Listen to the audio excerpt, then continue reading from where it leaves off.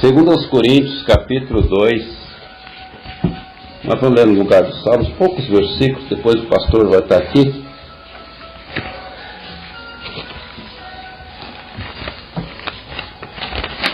É bom a gente lembrar dessas.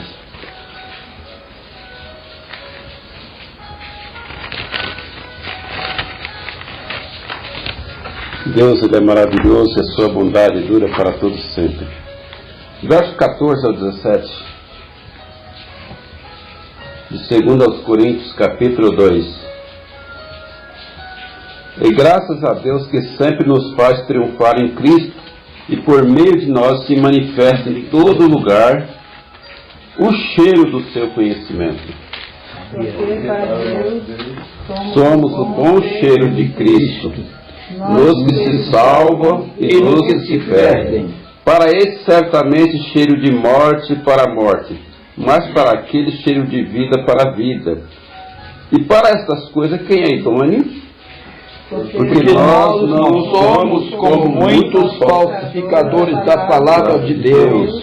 Antes falamos em Cristo com sinceridade, como de Deus, na presença de Deus. Amém. Aleluia. Glória a Deus. Graças a Deus. É muito bom a gente poder falar dessas coisas. Os irmãos de várias partes do mundo envia saudação. A irmã Meire também envia saudação. Que Deus abençoe a irmã Meire, a irmã Ivair, a irmã lá de Brasília, Isenilda, que Deus abençoe ela. Ela pede oração, que Deus, em favor da tua família, que Deus abençoe aqueles irmãos ali, os irmãos de Tocantins, do Belém do Pará, que Deus abençoe os irmãos de uma forma geral, de Cuiabá, Mato Grosso, e toda a região de Mato Grosso, do Sul e do Norte, que Deus seja com cada um desses irmãos, e em todo o território brasileiro, que Deus seja com nossos irmãos aqui no território brasileiro.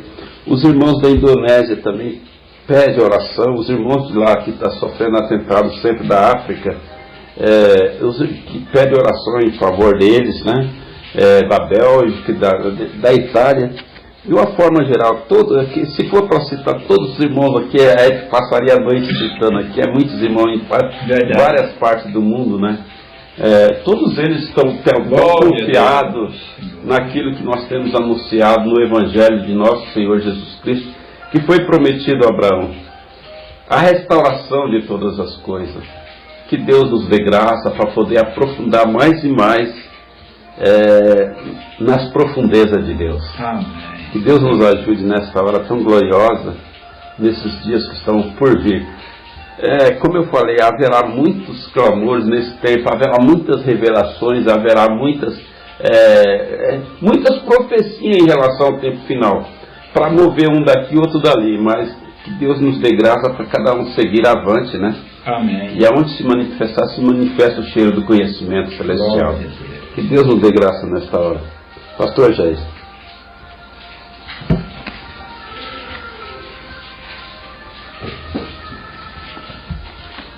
Graças a Deus. Uma boa noite a todos. Amém. É bom estarmos aqui, mas desta vez sabemos que os dias são maus, são difíceis e aguardamos dias melhores. E não é dias que se passam como mandato de um eleito político, mas são dias que duram eternamente. O irmão já mencionou aqui os nossos irmãos ao redor do mundo, e isso me deixa muito feliz, me deixa muito contente de saber que o Evangelho está circulando a terra. Eu acredito que agora mesmo existe alguém lendo os escritos do Evangelho em alguma parte do mundo. Outros estão ouvindo algum áudio em relação a este Evangelho. E eu tive conversando com uma irmã de uma determinada igreja, foi ontem. Ela estava me perguntando que igreja que eu faço parte, que igreja eu estou congregando. Então eu disse para ela que nós não estamos aqui para divulgar uma igreja, uma placa, um sistema. E ainda disse para ela, o evangelho que pregamos é para encontrar cada filho de Deus, filho e filha de Deus em toda parte da terra. E quando eles depararem com a pregação do evangelho que nós estamos empenhados em anunciar, eles vão observar uma diferença. Vão ver que o evangelho não se trata de um sistema religioso. E eu fiquei analisando, interessante, que existem pessoas em todos os segmentos religiosos, até na mesquita muçulmana, tem alguém ali dentro examinando e aceitando o evangelho. Nós não usamos aquele termo que se usa nas igrejas, olha, aceita Jesus para ele perdoar os seus pecados e te levar para o céu. Não temos esse tipo de pregação. A nossa preocupação é pregar conforme Deus ordenou que fosse anunciado. E quando Deus pregou o evangelho para Abraão, ele pregou o evangelho que deveria seguir em frente até encontrar o último filho de Deus. E se esse último filho de Deus não ouvirem a pregação deste evangelho e vir o dia da redenção, ele sendo um filho de Deus, obviamente que ele é eleito e ele entrará para a posse da herança que Deus prometeu a Abraão e a sua posteridade. Como disse Paulo aos Romanos, porque a promessa de que havia de ser herdeiro do mundo não foi feito pela lei Abraão ou a sua posteridade, mas pela justiça da fé. Amém. E às vezes nós ouvimos pessoas que pregam o evangelho, aliás, pregam uma espécie de evangelho, e diz assim, coitado do irmão fulano, ele teve uma decadência, ele caiu da fé, ele se desviou. Agora, se Jesus vier, ele está perdido, ele está no inferno. E o interessante é que um filho de Deus não se perde. Ou ele é, ou ele não é um filho de Deus. Porque se ele for um filho de Deus, não existe queda para ele. Nós observamos aqui que lá no paraíso de Adão, Satanás usou ali uma forma e ele derrubou todos os filhos de Deus daquele paraíso. Mas eles não perecerão. Deus agiu de uma forma tão linda e tão maravilhosa que os mesmos que estavam ali estão aqui nesta dimensão, manifestados em carne mortais e sendo levado de volta àquele conhecimento daqueles dias e aguardando o dia da redenção, porque esse dia da redenção é para resgatar, é para trazer de volta aquilo que foi perdido, porque do contrário não é redenção. Redenção é receber o que havia perdido. É buscar, tomar posse de uma riqueza, de algo que em outros milhares de anos passados, éramos possuidores. E Satanás fez com que nós tivéssemos uma reviravolta e perdêssemos tudo, e ele sabotou e tomou, ele roubou. É por isso que ele é ladrão. Jesus diz um dia assim: o ladrão não vem senão para matar, roubar e destruir. E eu vim para que tenhais vida e a tenham com abundância. Então a razão de Cristo ter se manifestado novamente nesse tempo, há 2000 e poucos anos atrás, manifestado na forma do Filho de Maria e sendo como de José, o carpinteiro, foi para que ele viesse a derramar um sangue e tomar de volta o que nós havíamos perdido. Por isso que este evangelho não pode ser adulterado. Ele não pode sofrer deturpação. Não pode ser mudado. E até nisso nós estamos vendo a atitude do diabo em mudar o teor do evangelho. Infelizmente nós estamos vendo aí uma multidão de gente num alarido, numa alegria tão grande, uma cantarolada e uma pregação com tanta ênfase, com tanta alegria, mas só que aquele evangelho que foi pregado lá atrás, há cerca de uns 4.000 anos atrás, e depois Paulo veio naquele espírito de consolador para os cristãos israelitas, até que ele fosse rejeitado por eles e partisse para as nações dos gentios e pregasse o evangelho que primeiro foi pregado ao pai Abraão. E nesse evangelho nós estamos incumbidos de anunciar a ele sem nenhuma controvérsia. Eu quero ler com os irmãos aqui no livro de Gálatas, capítulo 1, verso 6.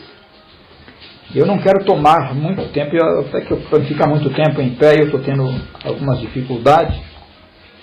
E às vezes, como eu tenho estou sentindo um problema no joelho e ele começa a queimar, foguear bastante, então eu fico meio inquieto. Nós vamos ler do verso 6 até o 9. São 4 versículos, a contar com 6. Gálatas, capítulo 1, verso 6. A incontinência dos Gálatas. Paulo escreveu assim: maravilho-me de que tão depressa passasseis daquele que vos chamou a graça de Cristo para outro evangelho, o qual não é outro, mas há alguns que vos inquietam e querem transtornar o evangelho de Cristo. Mas ainda que nós mesmos, ou um anjo do céu vos anuncie outro evangelho, além do que já vos tenho anunciado, seja anátema. Isso, assim como já vos dissemos, agora de novo também vos digo: se alguém vos anunciar outro evangelho, além do que já recebeste, seja anátema. Amém. Glória a Deus. Irmãos, por estar, que Deus abençoe nesta noite.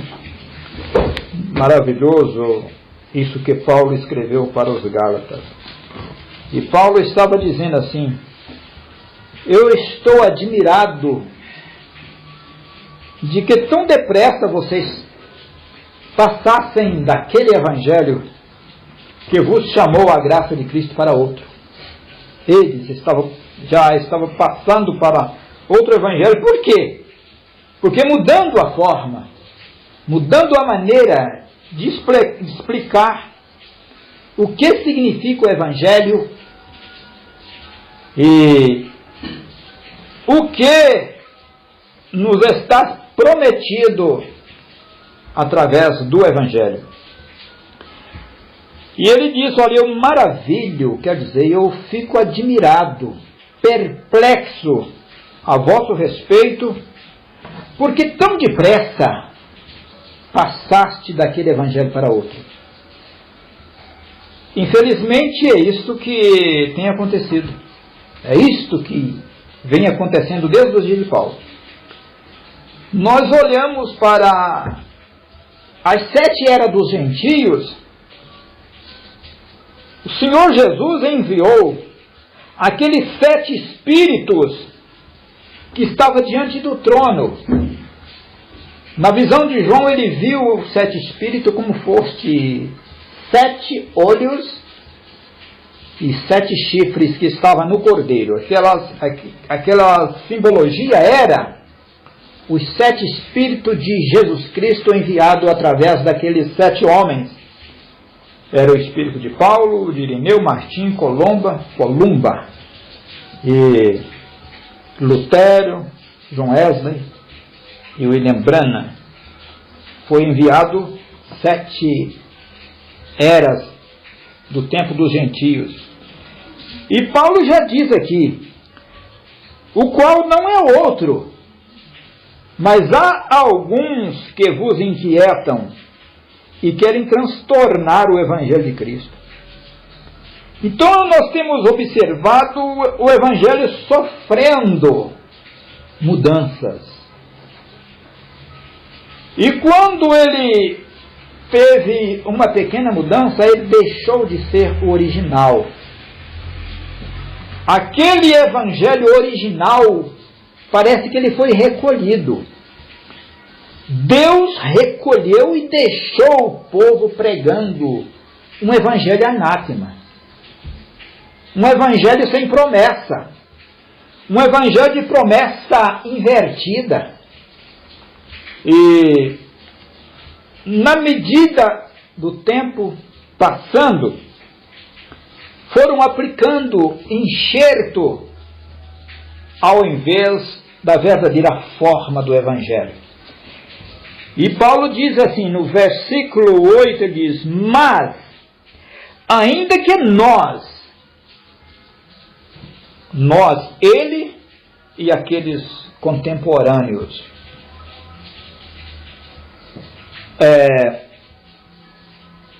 ou um anjo do céu vos anuncie, porque haveria de vir esses anjos.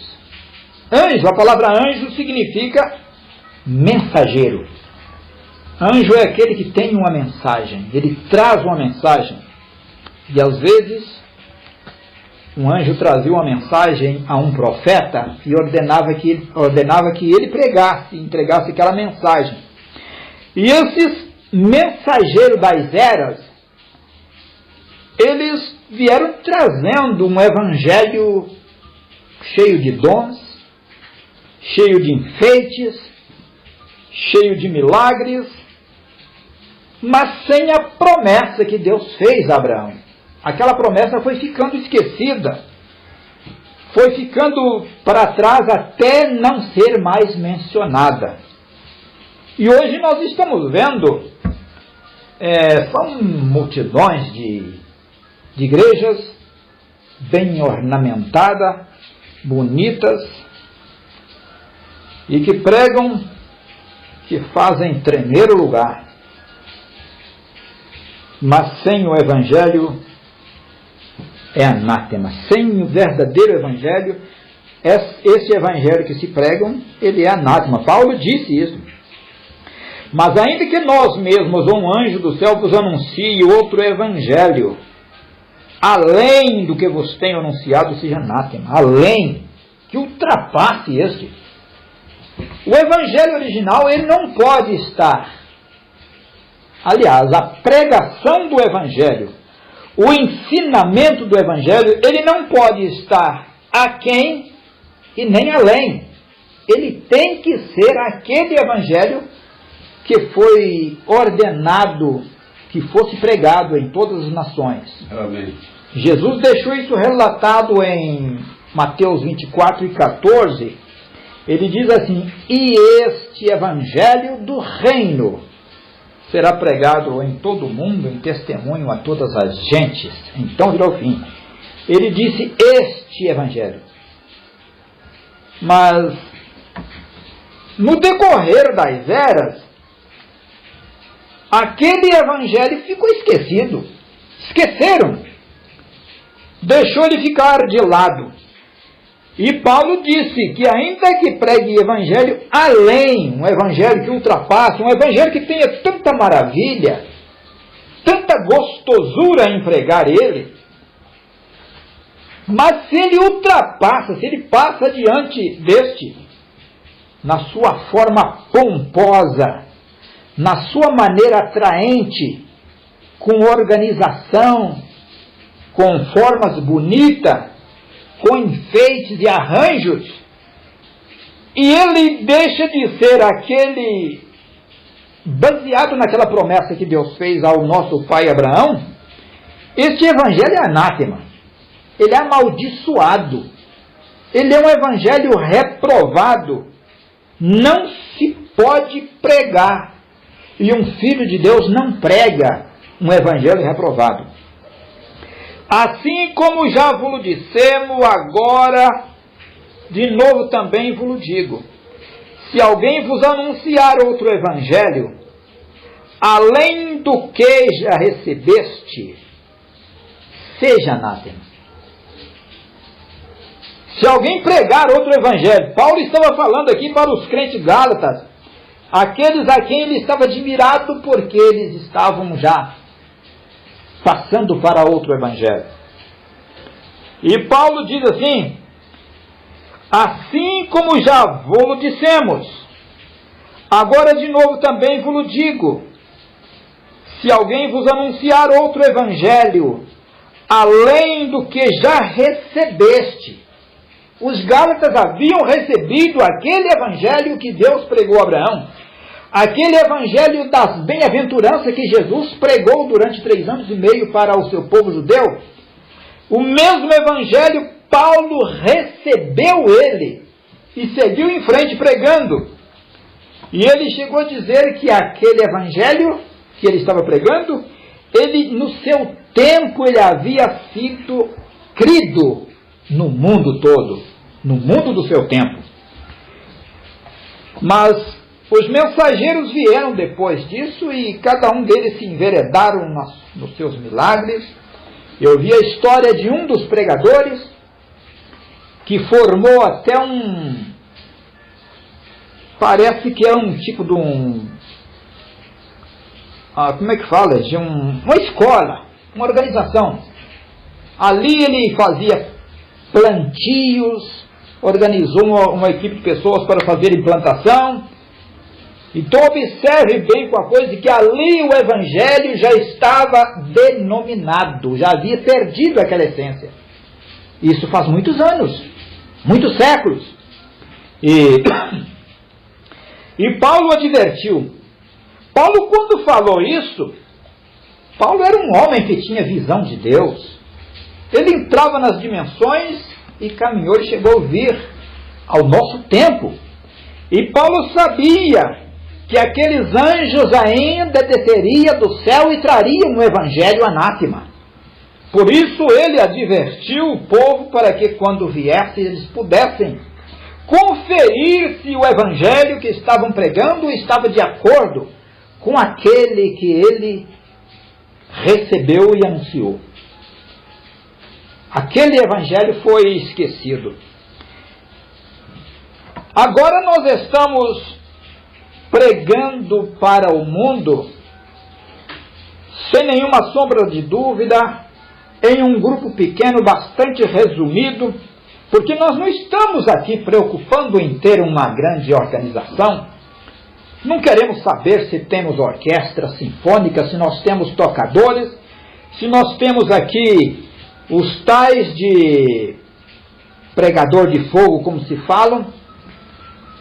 O interesse nosso, como pregadores do Evangelho, é que o mesmo Evangelho circule a terra e ajunte os filhos de Deus para ouvirem a leitura do testamento que Jesus marcou com o seu sangue. Na noite em que foi traído, ele tomou o cálice e, havendo dado graça, ele disse: este cálice é o cálice da nova aliança, do Novo Testamento, no meu sangue. Não era no sangue de qualquer um, não. Era no sangue de Jesus Cristo, porque aquele sangue tinha DNA de Deus. Então, nesse testamento, ele colocou a todos os filhos de Deus para quando chegar o dia da redenção, o qual nós mencionamos incessantemente, e estamos seguros nisto, que Paulo diz assim: e não saia da vossa boca nenhuma palavra torpe, mas só a que for boa, para promover a edificação e dar graça aos que ouvem, e não entristeçais o Espírito Santo de Deus, no qual estáis selados para o dia da redenção. Amém. Então há um selo que nos garante o nosso trajeto até o dia da redenção. E no dia da redenção se ouvirá a leitura do testamento em vozes de trovões. Aqueles 7 mensageiros, ainda que eles pregaram um evangelho digno de uma repreensão, como o último mensageiro desta era, mas o lado de Deus não cai. E a promessa de Deus é esta: que no dia da redenção se abrirá o testamento, e eles ressuscitados tomarão o testamento, no qual se escrito a propriedade que foi redimida na cruz de Cristo lá no Calvário, e lerá, chamando o nome de cada um que estão ali dentro desse testamento. E essa leitura será como voz de trovão, isso é voz de Deus.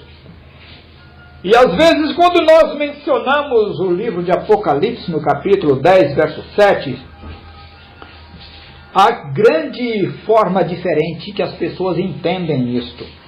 Porque lá diz assim: mas nos dias da voz do 7º anjo, quando tocar a sua trombeta, se cumprirá o segredo de Deus, como anunciou aos profetas seus servos. O segredo que Deus anunciou ao profeta Daniel é de que os santos do Altíssimo receberão o reino e possuirão para sempre. Esta foi a promessa. Então essa promessa se cumprirá nesse dia. O mesmo profeta Daniel, ele deixou registrado no seu capítulo 2 e verso 44, ele diz assim: mas nos dias desses reis, o Deus do céu levantará um reino que não será jamais destruído, e não passará a outro povo, e ele mesmo esmiuçará todos estes reinos, mas ele permanecerá para sempre, por toda a eternidade. Então o que nós aguardamos é o cumprimento do que Deus prometeu, pregando o evangelho da promessa que Deus fez da vinda de um reino que será estabelecido sobre o nosso planeta Terra. E voltando, eu quero refrisar esse último versículo para encerrar. Estarei chamando o nosso evangelista Morceu. Assim como já vos dissemos, agora de novo também vos digo: se alguém vos anunciar outro evangelho além do que já recebeste, seja anátema. E se alguém não recebeu ainda este evangelho, original, Evangelho da vinda do reino de Deus, Evangelho ordenado por Jesus.